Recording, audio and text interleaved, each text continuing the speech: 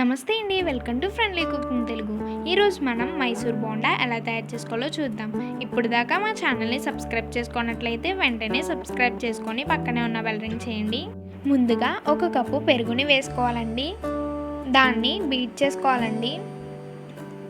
ఇక్కడ చూపించిన విధంగా చేసుకున్న తర్వాత 1 కప్పు మైదా పిండిని వేసుకోవాలండి.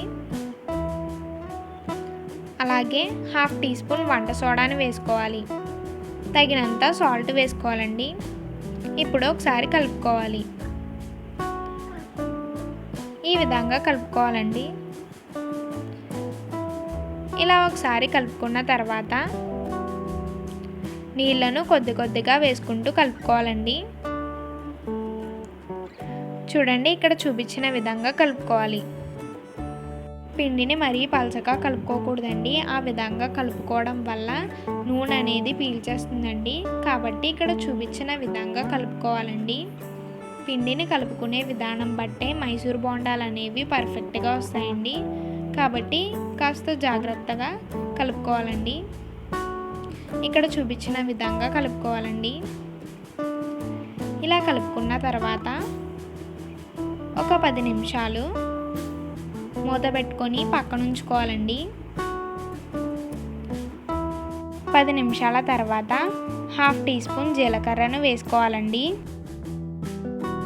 సన్నగా కట్ చేసి పెట్టుకున్న అల్లం ముక్కలు, పచ్చిమిరపకాయ ముక్కలు, అలాగే కరివేపాకును కూడా ముక్కలుగా కట్ చేసి పెట్టుకున్నది వేసుకొని ఇక్కడ చూపించిన విధంగా కలుపుకోవాలండి. ఈ విధంగా కలుపుకోవాలండి. పిండి కన్సిస్టెన్సీ అనేది ఈ విధంగా ఉండాలండి. ఈ విధంగా కలుపుకున్న తర్వాత ఇప్పుడు స్టవ్ మీద కడాయి పెట్టుకొని డీప్ ఫ్రైకి తగినంత ఆయిల్ వేసుకొని మైసూర్ బోండాలు వేసుకోవాలండి. బోండాలు వేసుకునే ముందు చేతిని తడి చేసుకొని వేసుకోవాలండి. ఈ విధంగా చేయటం వల్ల బోండాలు అనేవి రౌండ్గా వస్తాయండి. ఈ విధంగా 2 వైపులా గోల్డెన్ కలర్ వచ్చేంత వరకు వేయించుకోవాలండి. ఈ మైసూర్ బోండాలు అనేవి కొబ్బరి చట్నీతో తింటే చాలా బాగుంటాయండి.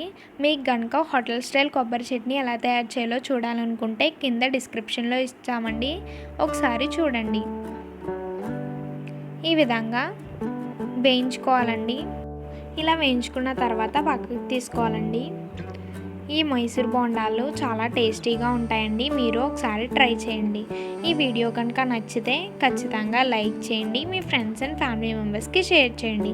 సబ్స్క్రైబ్ చేసుకొని పక్కనే ఉన్న బెల్ రింగ్ చేయండి. అలాగే ఇన్స్టాగ్రామ్లో కూడా ఫాలో అవ్వండి. Thanks for watching.